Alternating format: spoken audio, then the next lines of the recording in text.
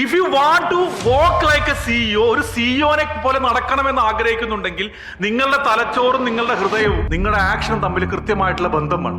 Sales എന്ന് പറയുന്നത് മറ്റുള്ള ഡിപ്പാർട്ട്മെന്റുകളുടെ എല്ലാറ്റിനും കൂടി ഒരു കോർഡിനേഷൻ ആയിരിക്കണം. Do you walk like a CEO? ഞാൻ ചുമ്മാ സിജോനോട് പറഞ്ഞു നടക്ക്.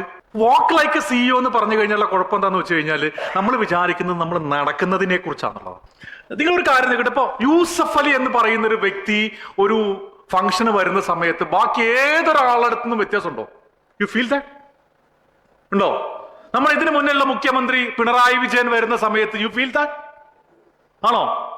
ഉണ്ടോ? നമ്മൾ ആഗ്രഹിക്കുന്ന എന്താണ്? നമ്മളൊരു പവർ ഉള്ള വ്യക്തി, ഒരു ബിസിനസ് അറിയുന്ന അല്ലെങ്കിൽ ബിസിനസ് ചെയ്യുന്ന ഒരു പവർ ഉള്ള വ്യക്തി, അദ്ദേഹം ടോട്ടലി ഡിഫറെന്റ് ആവണം എന്നാണ്. ഞാൻ അക്ഷയ കേന്ദ്രം നടത്തുകയാണ്, അതുകൊണ്ട് ഞാൻ ഇങ്ങനെയൊക്കെ വന്നാൽ മതി എന്നുള്ളതായിരിക്കരുത്. അക്ഷയ കേന്ദ്രം നടത്തുന്ന നൂറുകണക്കിന് ആയിരക്കണക്കിന് പേര് കേരളത്തിലുണ്ട്. അതിൽ I should be different.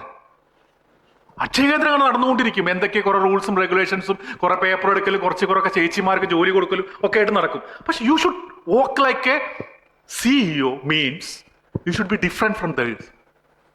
You should be different from them. അവരിൽ നിന്ന് മാറി നടക്കണം. മാറി നടക്കാൻ എങ്ങനെ നടക്കണം? നമ്മളിങ്ങനെ ഇങ്ങനെയാണോ? അതാ ഞാൻ പറഞ്ഞത്, നമ്മുടെ തലച്ചോറും ഹൃദയവും നമ്മുടെ ആക്ഷൻസും കണക്റ്റഡ് ആയിരിക്കണം. സക്സസ്ഫുൾ ആയ ആളുകൾ ഭയങ്കര കോൺഫിഡന്റ് ആയിരിക്കും. സക്സസ്ഫുൾ ആയ ആളുകൾ ഭയങ്കര കോൺഫിഡന്റ് ആയിരിക്കും, അല്ലേ? പക്ഷെ ആക്ച്വലി സക്സസ്ഫുൾ ആയ ആളുകളാണോ കോൺഫിഡന്റ്? കോൺഫിഡന്റ് ആയ ആളുകളാണ് സക്സസ്ഫുൾ ആവുന്നത്. അപ്പൊ നിങ്ങൾ ആദ്യം ചെയ്യേണ്ടത് എന്താ? സക്സസ് ആവുകയാണോ കോൺഫിഡന്റ് ആവുകയാണോ? നമ്മൾ ഫ്രെയിം വർക്ക് എന്ന് പറയുന്നത് എന്താണ്? ഇപ്പൊ ഞാൻ ഒരു ഉദാഹരണം പറഞ്ഞുതരാം. നമുക്ക് ഡ്രൈവിംഗ് അറിയുന്ന ആളാണ്, ഓക്കെ.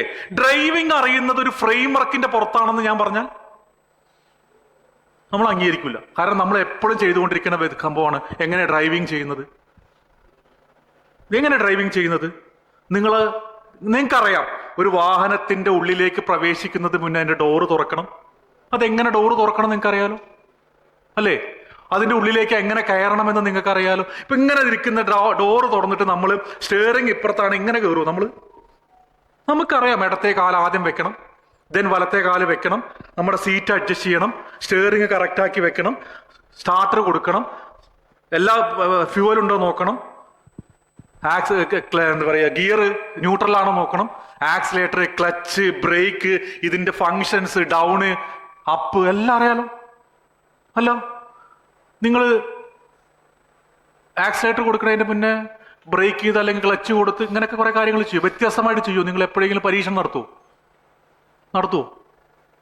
ഞാനിവിടെ സംസാരിച്ചു കൊണ്ടിരിക്കുന്ന സമയത്ത് പലരും സംസാരിക്കാൻ തയ്യാറായിട്ടുള്ളത്, ഇപ്പോ സപ്പിൻ അവിടെ നിന്ന് പറഞ്ഞു, സാറേ 7 സെക്കൻഡിന്റെ കാര്യം പറഞ്ഞില്ലേ?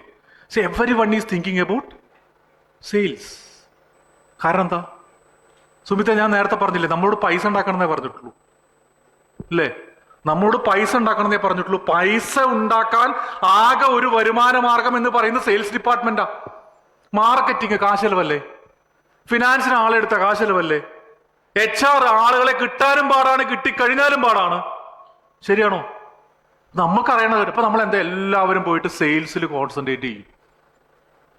ക്ലിയർ?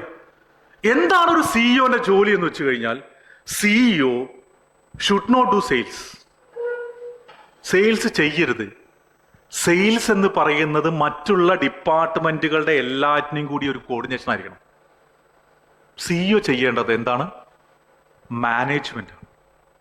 അപ്പോ if you want to walk like a CEO, ഒരു സിഇഒനെ പോലെ നടക്കണമെന്ന് ആഗ്രഹിക്കുന്നുണ്ടെങ്കിൽ നിങ്ങളുടെ തലച്ചോറും നിങ്ങളുടെ ഹൃദയവും നിങ്ങളുടെ ആക്ഷനും തമ്മിൽ കൃത്യമായിട്ടുള്ള ബന്ധം വേണം.